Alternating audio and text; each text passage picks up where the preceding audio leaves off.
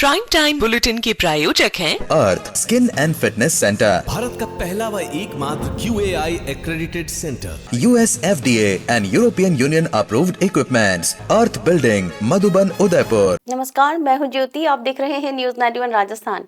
Prime time bulletin में आपका स्वागत है। प्रदेश और संभाग की ताजा तरीन खबरों के लिए हमारा चैनल सब्सक्राइब करें और बेल आइकन जरूर दबाएं।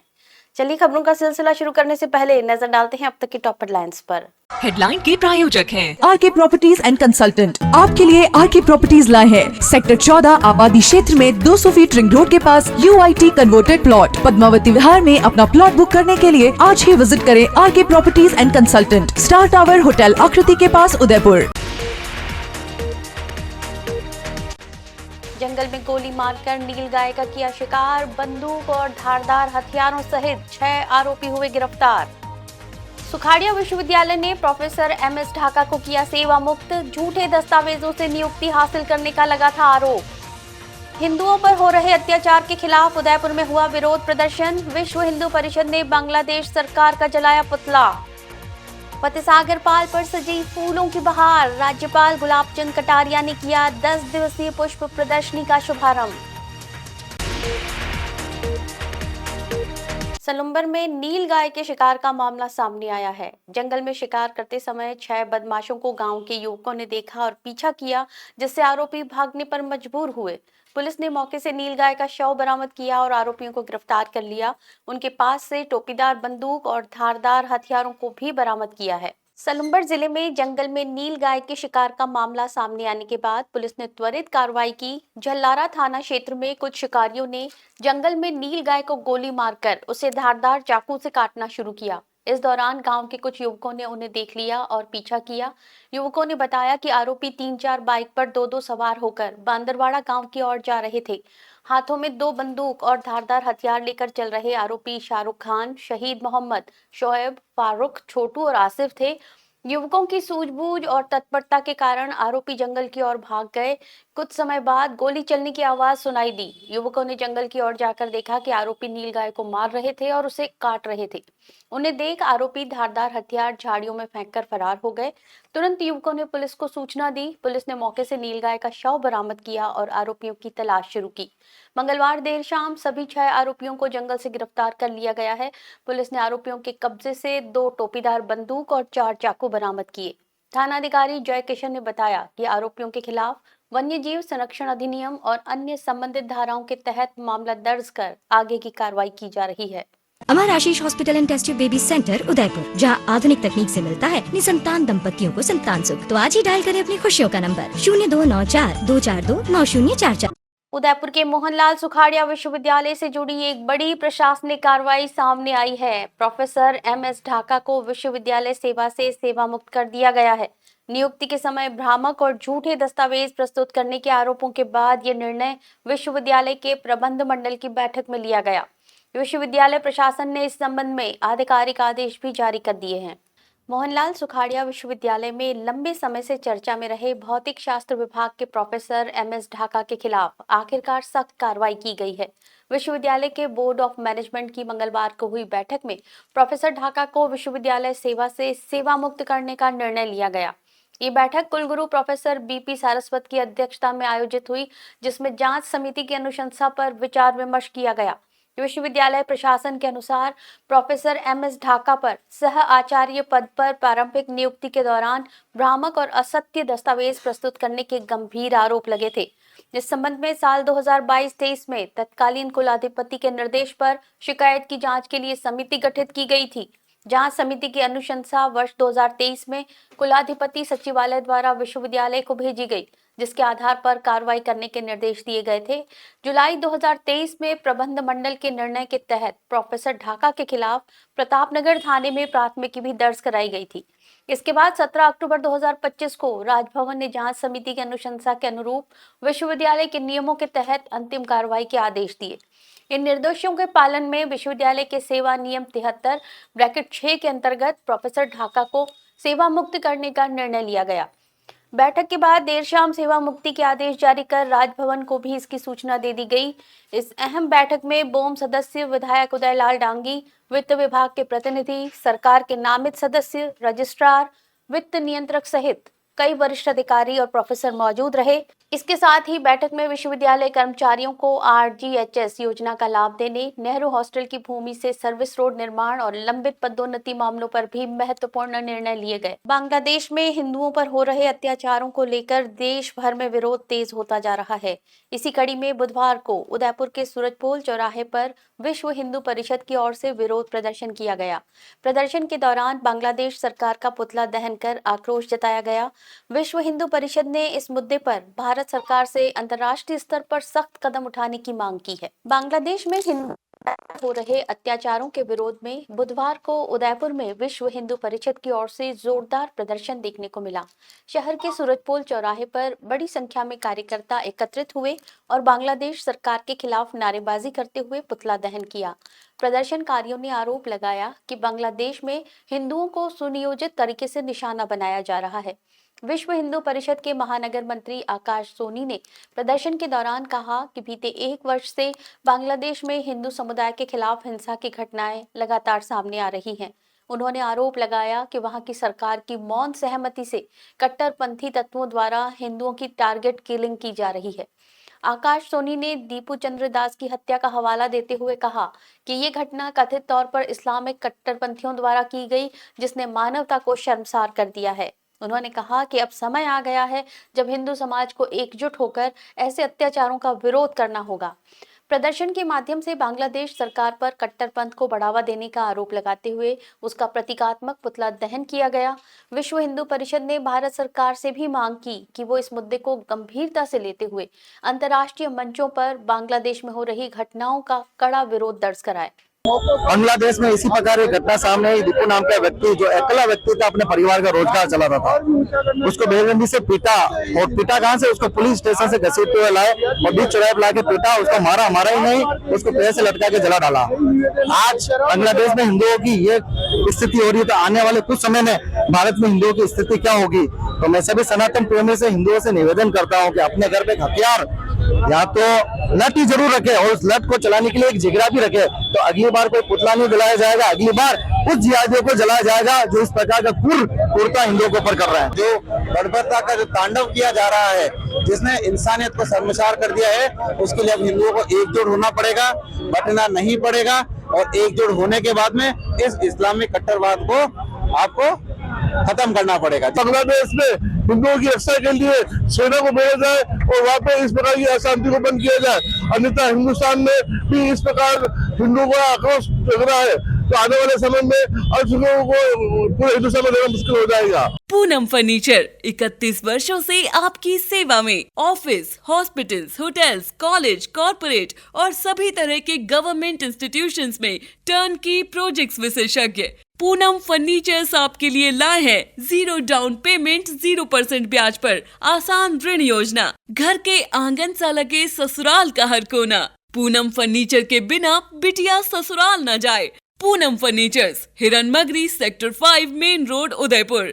लेक सिटी उदयपुर में शीतकालीन पर्यटन को नया रंग देते हुए फतेहसागर झील की पाल पर 10 दिवसीय भव्य पुष्प प्रदर्शनी की शुरुआत हुई। जिला प्रशासन और UDA के संयुक्त तत्वावधान में आयोजित इस प्रदर्शनी का शुभारंभ पंजाब के राज्यपाल गुलाब चंद कटारिया ने किया। रंग बिरंगे फूलों से सजी ये प्रदर्शनी पर्यटकों और शहरवासियों के लिए खास आकर्षण का केंद्र बन गई है। विश्व प्रसिद्ध फतेहसागर झील की पाल इन दिनों फूलों की खुशबू और रंगों से सराबोर नजर आ रही है। जिला प्रशासन और उदयपुर विकास प्राधिकरण के संयुक्त तत्वावधान में आयोजित 10 दिवसीय भव्य पुष्प प्रदर्शनी का शुभारंभ हुआ। इस प्रदर्शनी का उद्घाटन पंजाब के राज्यपाल और चंडीगढ़ प्रशासक गुलाब चंद कटारिया ने किया। प्रदर्शनी में देश प्रदेश की विभिन्न प्रजातियों के रंग बिरंगे पुष्प सजाए गए हैं, जो फतेहसागर पाल की खूबसूरती में 4 चांद लगा रहे हैं। गुलाब, गेंदा, पेटूनिया, डहेलिया सहित कई दुर्लभ और सजावटी फूलों की आकर्षक सजावट दर्शकों को अपनी ओर खींच रही है। शिल्पग्राम मेले के साथ साथ आयोजित ये पुष्प प्रदर्शनी शीतकालीन अवकाश के दौरान पर्यटकों और स्थानीय लोगों के लिए एक आकर्षण केंद्र बनकर उभरी है। शुभारंभ समारोह में उदयपुर शहर विधायक ताराचंद जैन, ग्रामीण विधायक फूल सिंह मीणा, संभागीय आयुक्त प्रज्ञा केवल रमानी, जिला कलेक्टर नमित मेहता, जिला पुलिस अधीक्षक योगेश गोयल, समाज सेवी गजपाल सिंह, पूर्व उप महापौर पारस सिंघवी और यूडीए आयुक्त राहुल जैन सहित कई जनप्रतिनिधि, अधिकारी और गणमान्य अतिथि मौजूद रहे। प्रदर्शनी के दौरान बड़ी संख्या में पर्यटक और आमजन फतेह सागर पाल पर पहुंचे और फूलों की सजावट का आनंद लिया। उदयपुर में यूआईटी और प्रशासन मिलकर के ये सब फ्लावर शो का बराबर हर साल प्रयोग होता है। लोगों को बहुत आकर्षण का एक केंद्र बन गया। लोग इंतज़ार करते हैं कि ये जो फ्लावर शो वाला जो फंक्शन है कुछ तारीख को होगा। और अच्छा ये है कि इस समय हमारा टूरिस्ट का भी बूम है, तो टूरिस्ट को भी देखने के लिए एक और अच्छी चीज़ यहाँ इस फ्लावर शो में, और यहाँ प्रशासन ने सबका सहयोग लेकर के इसको सजाया है। अकेला प्रशासन करता है उसमें उतना आनंद नहीं आता, तो हर एक जो इसमें सम्मिलित हुआ है उसने अपनी पूरी ताकत लगा करके अच्छा से अच्छा जैसा बना सकते हैं वो बनाया है। पंचायत ने महिलाओं और बच्चियों के स्मार्टफोन उपयोग पर नया नियम लागू करने का मनमाना फैसला किया है। 15 गांवों की बहू बेटियों को 26 जनवरी से कैमरे वाले मोबाइल का उपयोग करने पर पूरी तरह पाबंदी रहेगी। अब वे केवल कीपैड फोन इस्तेमाल कर सकेंगी। पढ़ाई करने वाली बच्चियां मोबाइल का उपयोग केवल घर में पढ़ाई के लिए कर पाएंगी। पंचायत के इस फैसले को लेकर समाज में विरोध और सवाल उठने लगे हैं। मामला जालोर जिले का है। जालोर जिले के चौधरी समाज सुंधा माटा पट्टी की गाजीपुर गांव में रविवार को पंचायत की बैठक हुई, जिसमें महिलाओं और बच्चियों के मोबाइल उपयोग को लेकर नया नियम लागू करने का फैसला लिया गया। पंचायत के 15 गांवों की बहू बेटियों को अब स्मार्टफोन पर पूरी तरह पाबंदी रहेगी। सार्वजनिक समारोह, पड़ोसी के घर या किसी सामाजिक कार्यक्रम में मोबाइल ले जाना भी प्रतिबंधित होगा। समाज अध्यक्ष सुजना राम चौधरी ने बताया कि बैठक में पंच हिम्मताराम ने प्रस्ताव पढ़कर सुनाया। ये नियम देवाराम कारनोल की ओर से प्रस्तावित किया गया था। सभी पंचों और लोगों की चर्चा के बाद ये निर्णय लिया गया कि महिलाएं केवल कीपैड फोन का उपयोग कर सकेंगी। पढ़ाई करने वाली बच्चियां यदि मोबाइल का उपयोग करना चाहेंगी तो उसे केवल अपने घर में ही पढ़ाई के लिए इस्तेमाल कर सकती हैं। समाज के अध्यक्ष ने बताया कि नियम लागू करने का मुख्य कारण बच्चों की सुरक्षा और स्वास्थ्य को ध्यान में रखना है। महिलाओं के पास स्मार्टफोन होने से बच्चे उसका उपयोग कर लेते हैं, जिससे उनकी आंखों पर प्रतिकूल प्रभाव पड़ने का खतरा रहता है। पंचायत ने इसे रोकने के लिए ये फैसला किया है। ये नियम गाजीपुरा, पावली, कालड़ा, मनोजी आवास, राजिकावास, दातलावास, राजपुरा, कोडी, सिद्धरोड़ी, आलड़ी, रोपसी, खानदेवल, साविधर, भीनमाल के हाथमी की ढाणी और खानपुर गांवों में 26 जनवरी से लागू होगा। पंचायत के इस फैसले के बाद महिलाओं और समाज के कुछ वर्गों में विरोध भी शुरू हो गया है। कई लोग इसे महिलाओं के अधिकारों पर अंकुश लगाने वाला कदम बता रहे हैं, जबकि पंचायत का तर्क ये है कि ये बच्चों के स्वास्थ्य और सामाजिक मर्यादाओं की रक्षा के लिए जरूरी था। समाज में बहू व बेटियों के पास कैमरा वाला मोबाइल नहीं रहेगा। मोबाइल फोन बिना कैमरा वाला जिससे बातचीत हो सके वह रख सकती है, जिसे सर्वसहमति से प्रस्ताव पास किया गया। पढ़ाई करने वाली लड़कियां पढ़ाई की जरूरत में अगर जरूरी लगे तो वो बच्ची घर आने के बाद मोबाइल अपने घर से बाहर नहीं ला सकती। जिला और सेशन न्यायालय में 25 दिसंबर से 31 दिसंबर तक शीतकालीन अवकाश घोषित किया गया है। इस दौरान नियमित अदालतें बंद रहेंगी, जबकि आवश्यक मामलों की सुनवाई के लिए वैकल्पिक व्यवस्था की गई है। हाईकोर्ट के निर्देश पर फौजदारी मामलों, जमानत अर्जी और रिमांड जैसी जरूरी सुनवाइयों के लिए चयनित अदालतें कार्यरत रहेंगी। सभी अदालतें 1 जनवरी से नियमित रूप से खुलेंगी। जिला और सेशन न्यायालय परिसर में शीतकालीन अवकाश की घोषणा कर दी गई है। न्यायालय परिसर में 25 दिसंबर से 31 दिसंबर तक अवकाश रहेगा, जबकि सभी अदालतें 1 जनवरी से नियमित रूप से कार्य करना शुरू करेंगी। हालांकि अवकाश के दौरान न्यायिक कार्य पूरी तरह ठप न रहे, इसके लिए हाईकोर्ट के आदेश पर विशेष वैकल्पिक व्यवस्था की गई है। शीतकालीन अवकाश के दौरान जिला कोर्ट में फौजदारी प्रकरणों, जमानत अर्जियों, पुलिस रिमांड और आवश्यक सिविल मामलों की सुनवाई की जाएगी। इन मामलों की सुनवाई 4 वैकल्पिक अदालतों में होगी। अवकाश के दौरान न्यायालय का समय सुबह 11 बजे से दोपहर 1 बजे तक निर्धारित किया गया है। जिला और सेशन न्यायालय स्तर तक के मामलों की सुनवाई ACJM रेंट ट्रिब्यूनल कोर्ट के न्यायाधीश द्वारा की जाएगी। इसके अलावा छुट्टियों के दौरान ACJM PCPNDT कोर्ट की न्यायाधीश ममता मीणा 29 दिसंबर को न्यायिक कार्य देखेंगी, जबकि ACJM 4 कोर्ट के न्यायाधीश मनीष कुमार जोशी 30 और 31 दिसंबर को मामलों की सुनवाई करेंगे। इसी तरह मावली, गिरवा और खेरवाड़ा की अदालतों में भी शीतकालीन अवकाश रहेगा।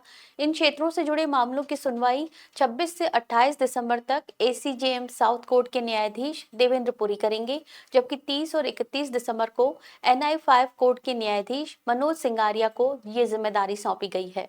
अरावली पर्वतमाला की परिभाषा को लेकर सुप्रीम कोर्ट में एक बार फिर बड़ा कानूनी टकराव सामने आया है। खनन से जुड़ी 100 मीटर ऊंचाई की परिभाषा को चुनौती देते हुए याचिका दाखिल की गई है, जिस पर सुप्रीम कोर्ट ने राजस्थान, हरियाणा और केंद्र सरकार को नोटिस जारी किया है। इस मामले में अरावली के संरक्षण और पर्यावरणीय भविष्य को लेकर नई बहस छेड़ दी है। अरावली पर्वतमाला से जुड़े संरक्षण और खनन के मुद्दे पर सुप्रीम कोर्ट में एक बार फिर सुनवाई की जमीन तैयार हो गई है। हरियाणा के वन विभाग के सेवानिवृत्त अधिकारी RP बलवान ने केंद्रीय पर्यावरण मंत्रालय की उस समिति की सिफारिश को चुनौती दी है, जिसमें अरावली को केवल 100 मीटर या उससे अधिक ऊंचाई वाली पहाड़ियों तक सीमित मानने का प्रस्ताव रखा गया है। इस याचिका पर सुनवाई करते हुए सुप्रीम कोर्ट ने राजस्थान सरकार, हरियाणा सरकार, केंद्र सरकार और केंद्रीय पर्यावरण मंत्रालय को नोटिस जारी किए हैं।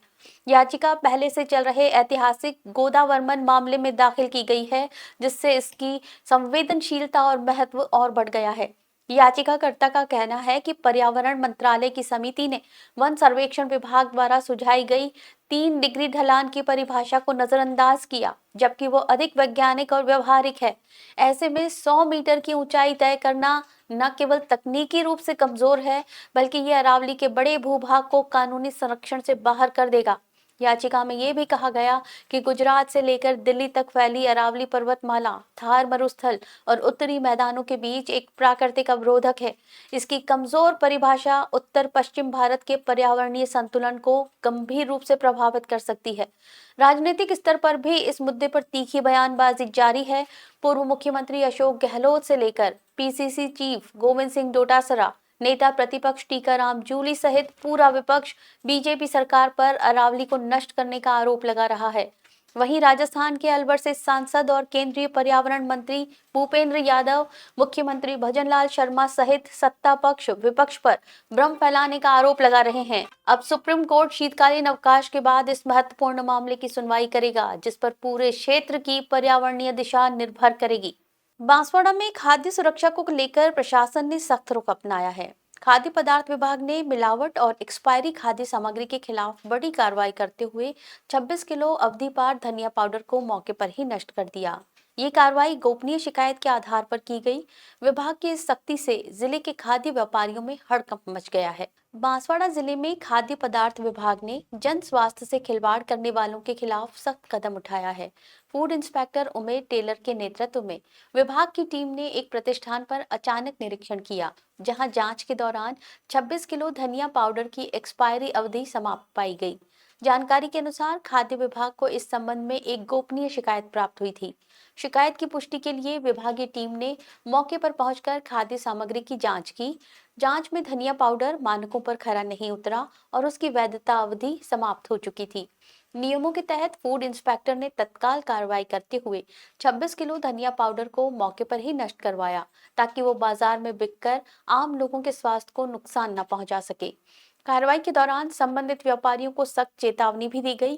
खाद्य विभाग के अधिकारियों ने कहा कि मिलावटखोरी और अमानक खाद्य सामग्री को किसी भी कीमत पर बर्दाश्त नहीं किया जाएगा। इस कार्रवाई के बाद जिले भर के खाद्य व्यापारियों में हड़कंप मच गया। बांसवाड़ा जिले के कस्तूरबा गांधी आवासीय बालिका छात्रावास में व्यवस्थाओं को लेकर छात्राओं का गुस्सा फूट पड़ा है। छात्राओं ने वार्डन पर गंभीर आरोप लगाते हुए उन्हें तत्काल पद से हटाने की मांग की है। भोजन, आवास और मूलभूत सुविधाओं की बदहाली को लेकर छात्राओं ने शिक्षा विभाग और मुख्यमंत्री से तत्काल जांच की मांग की है। बांसवाड़ा जिले के कस्तूरबा गांधी आवासीय बालिका छात्रावास में पढ़ने वाली छात्राओं ने छात्रावास की व्यवस्थाओं को लेकर गंभीर आरोप लगाए हैं। छात्राओं का कहना है कि 100 छात्राओं की क्षमता वाले इस छात्रावास में हालात बेहद खराब हैं और वार्डन ममता सोलंकी की लापरवाही से उनका भविष्य खराब हो रहा है। छात्राओं का कहना है कि उन्हें बेहद घटिया भोजन दिया जा रहा है। जली और कच्ची रोटियां, कीड़े लगी सब्जियां परोसी जाती हैं, जबकि कई बार छात्राओं से ही रोटियां बनवाई जाती हैं। समय पर नाश्ता नहीं मिलता और महीनों से केवल पोहा ही दिया जा रहा है। ठंड के मौसम में भी गर्म पानी की व्यवस्था नहीं है, न ही स्वेटर, कपड़े, जूते या खेल सामग्री उपलब्ध करवाई गई है। छात्रावास में एक बेड पर 2 छात्राओं को सुलाया जा रहा है। वहीं बाथरूम और शौचालयों की नियमित सफाई भी नहीं होती। छात्राओं ने ये भी आरोप लगाया कि उनकी छात्रवृत्ति कई वर्षों से लंबित है, जिससे पढ़ाई और जरूरतों पर असर पड़ रहा है। छात्राओं का कहना है कि शिकायत करने पर उन्हें मानसिक रूप से प्रताड़ित किया जाता है और धमकाया जाता है। परीक्षा नजदीक होने के बावजूद छात्राओं को इन हालातों में रहने को मजबूर किया जा रहा है। छात्राओं ने मुख्यमंत्री और शिक्षा विभाग से मांग की है कि पूरे मामले की निष्पक्ष जांच कर वार्डन को तत्काल पद से हटाया जाए, ताकि उन्हें सुरक्षित और सम्मानजनक वातावरण मिल सके। हमारे हॉस्टल में जो सामग्री आती है ना, लड़कियों की वो सामग्री 2 महीने के बाद ही जाती है। 1 महीना छोड़ के 2 महीने के बाद ही जाती है। वो भी आधा सामान लड़कियों का होता है, आधा सामान पता नहीं कहाँ गायब हो जाता है। आधा सामान ही हमको मिलता है। कौन से छात्रावास से आए हो आप लोग? KGB कस्तूरबा गांधी बालिका छात्रावास बांसवाड़ा। वार्डन सामान नहीं देती है आपको? नहीं। क्या कहती है मांगने पे? मांगनी भी बोलती है आ जाएगा सामान, आ जाएगा, थोड़ा इंतजार करो बोलते। फिर आधा सामान दिन निकाल देती है। आज भी बोला था, आज कल हमारे जयपुर से आए थे चेकिंग करने के लिए, उनको बिना साइन भी यूँ बोले हम कल सामान दे देंगे वहाँ पे, तो हमको साइन करवा दिए वहाँ पे, ऐसे ही साइन करवा दिए। क्या मिलना चाहिए, क्या नहीं मिल रहा है? अभी तक तो कुछ भी नहीं मिला है। जो ठंड में स्वेटर नहीं मिलता है, वो ठंड के समय में कुछ भी नहीं होता है, तो सामान नहीं मिला है। ये किसी न किसी के बहकावे में आकर के गई है सर। बाकी यहाँ से कोई ऐसी शिकायत वाली बात है ही नहीं। समय पे इनको खाना भी मिलता है। इनका मंथली जो सहायक सामग्री मिलती है उसके फोटोग्राफ्स भी मेरे पास हैं सबूत के तौर पर, कि हर महीने इनको तेल साबुन वितरण किया जाता है। सबके पास जाऊंगी, मेरे पास सारे दस्तावेज सुरक्षित हैं और सारे सबूत भी हैं मेरे पास इस बात के, और मैं वो सारी चीज़ें लेकर के सर के पास जाऊंगी। उदयपुर में बाल शिक्षा सदन विद्यालय के विद्यार्थियों ने एक प्रेरक सेवा कार्यक्रम आयोजित किया। विद्यार्थियों ने अपना घर आश्रम पहुंचकर भोजन सामग्री और अन्य आवश्यक वस्तुएं भेंट की। शिक्षिकाओं के मार्गदर्शन में बच्चों ने भजन संध्या की और आश्रम वासियों के साथ समय बिताया। इस अवसर पर आश्रम प्रशासन ने शिक्षिकाओं और विद्यार्थियों का सम्मान भी किया। बुधवार को बाल शिक्षा सदन उच्च माध्यमिक विद्यालय सज्जन नगर के विद्यार्थियों ने उदयपुर के अपना घर आश्रम में एक प्रेरणादायी सेवा कार्यक्रम आयोजित किया। बच्चों का उद्देश्य न केवल आश्रम वासियों की सेवा करना था, बल्कि उनमें करुणा, संवेदनशीलता और समाज के प्रति जिम्मेदारी की भावना को भी जागृत करना था। विद्यालय की शिक्षिकाएं अंकिता शर्मा और नीतू शर्मा के मार्गदर्शन में विद्यार्थी आश्रम पहुंचे। उन्होंने आश्रम वासियों को भोजन सामग्री और अन्य आवश्यक वस्तुएं भेंट की। इसके साथ ही विद्यार्थियों ने आश्रम का अवलोकन किया और वहां रह रहे लोगों से बातचीत कर सेवा के महत्व को समझा। इस अवसर पर विद्यार्थियों को अपना घर आश्रम भरतपुर की डॉक्यूमेंट्री दिखाई गई, जिससे उन्हें सेवा और मानवता का संदेश मिला। बच्चों ने भजन गीतों की प्रस्तुति दी और आश्रम वासियों के साथ मिलकर भक्ति और आनंद का अनुभव किया। भजन संध्या ने पूरे परिसर को भक्तिमय माहौल से भर दिया। कार्यक्रम के दौरान आश्रम अध्यक्ष गोपाल कनेरिया, सचिव अशोक कोठारी और वित्त सचिव प्रकाश जोशी ने शिक्षिकाओं का सम्मान किया। साथ ही आश्रम के सभी सेवा साथी भी उपस्थित रहे। बांसवाड़ा में जुआ और सट्टा खेलने वालों के खिलाफ पुलिस का अभियान लगातार जारी है। इसी कड़ी में पुलिस ने गुप्त सूचना के आधार पर कार्रवाई करते हुए 5 जुआरियों को रंगे हाथों गिरफ्तार किया है। पुलिस ने मौके से नगद राशि और ताश के पत्ते भी बरामद किए हैं। बताया जा रहा है कि पकड़े गए सभी आरोपी पहले भी जुए के मामलों में शामिल रह चुके हैं। बांसवाड़ा जिले में जुआ और सट्टा गतिविधियों पर रोक लगाने के लिए पुलिस अधीक्षक सुधीर जोशी के निर्देश पर विशेष अभियान चलाया जा रहा है। इसी अभियान के तहत एडिशनल एसपी नरपत सिंह और डीएसपी गोपीचंद के निर्देशन में राजतालाब थाना पुलिस ने बड़ी कार्रवाई को अंजाम दिया। थानाधिकारी देवीलाल मीणा को जुआ सट्टा खेले जाने की सूचना मिली थी, जिस पर पुलिस टीम ने तुरंत मौके पर दबिश दी। छापेमारी के दौरान पुलिस ने जुआ खेलते हुए 5 आरोपियों को गिरफ्तार किया। पुलिस ने आरोपियों के कब्जे से करीब 46,000 रुपए की नकद राशि और ताश की गड्डी भी बरामद की। पुलिस जांच में सामने आया कि गिरफ्तार किए गए सभी आरोपी आदतन जुआरी हैं और इससे पहले भी कई बार जुआ खेलने के मामलों में गिरफ्तार हो चुके हैं। इसके बावजूद आरोपी चोरी छिपे फिर से जुआ गतिविधियों में लिप्त पाए गए। पुलिस ने आरोपियों के खिलाफ जुआ अधिनियम के तहत मामला दर्ज कर आगे की कार्रवाई शुरू कर दी है। इंदौर में आयोजित पावर लिफ्टिंग चैंपियनशिप में राजस्थान टीम ने शानदार प्रदर्शन किया है। प्रतियोगिता में राजस्थान ने कुल 26 पदक जीतते हुए कई वर्गों में शीर्ष स्थान हासिल किए। सीनियर महिला टीम ने चैंपियनशिप का खिताब अपने नाम किया, जबकि सीनियर पुरुष टीम उपविजेता रही। इस सफलता में उदयपुर सहित प्रदेश के खिलाड़ियों का अहम योगदान रहा। मध्य प्रदेश के इंदौर स्थित बाघेला गार्डन सभागार में संपन्न हुई western India classic power lifting championship में राजस्थान टीम का प्रदर्शन सबसे खास रहा। प्रतियोगिता में राजस्थान के खिलाड़ियों ने 16 स्वर्ण, 5 रजत और 5 कांस्य पदक जीतकर कुल 26 पदक अपने नाम किए। इसी के साथ राजस्थान सीनियर महिला टीम ने टीम चैंपियनशिप का खिताब जीता, जबकि सीनियर पुरुष टीम उपविजेता रही। सब जूनियर वर्ग में भी राजस्थान का दबदबा नजर आया। सब जूनियर बालिका वर्ग में टीम उपविजेता बनी, वहीं सब जूनियर बालक वर्ग में सेकंड रनर अप का स्थान हासिल किया। उदयपुर की कीर्ति चौहान ने सब जूनियर बालिका वर्ग में शानदार प्रदर्शन करते हुए strong girl second runner up का खिताब जीता। सीनियर महिला वर्ग में Payal Chauhan first runner up strong women बनी, जबकि सीनियर पुरुष वर्ग में अजय राज गुर्जर ने first runner up strong man का खिताब हासिल किया। राजस्थान राज्य पावर लिफ्टिंग संघ के आयोजन सचिव विनोद साहू ने बताया कि विभिन्न भार वर्गों में खिलाड़ियों ने स्वर्ण पदक जीतकर टीम की मजबूती दिखाई। टीम की इस सफलता में मैनेजर और कोच अंतर्राष्ट्रीय खिलाड़ी गौरव साहू के साथ महिला टीम कोच आशीष जैमन और आशीष ओझा की महत्वपूर्ण भूमिका रही। आंध्र प्रदेश के विशाखापट्टनम जिले की ग्राम पंचायत काशीपट्टनम में पेसा महोत्सव 2025 के तहत ग्राम सभा आयोजित की गई। कार्यक्रम में बांसवाड़ा के भाजपा नेताओं ने बतौर मुख्य अतिथि हिस्सा लिया। ग्राम सभा में पैसा अधिनियम के तहत आदिवासी क्षेत्रों में स्वशासन और प्राकृतिक संसाधनों के संरक्षण को मजबूत करने पर चर्चा की गई। विशाखापट्टनम जिले की ग्राम पंचायत काशीपट्टनम में पेसा महोत्सव 2025 के तहत आयोजित ग्राम सभा में आदिवासी समुदाय के अधिकारों और स्वशासन पर विशेष ध्यान दिया गया।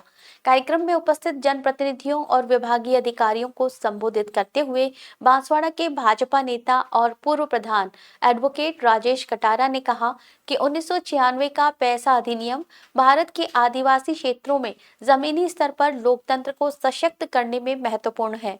कटारा ने बताया कि ये अधिनियम ग्राम सभाओं को स्वशासन और प्राकृतिक संसाधनों के प्रबंधन का अधिकार देता है, जिससे आदिवासी समुदाय को शोषण से बचाने में मदद मिलती है।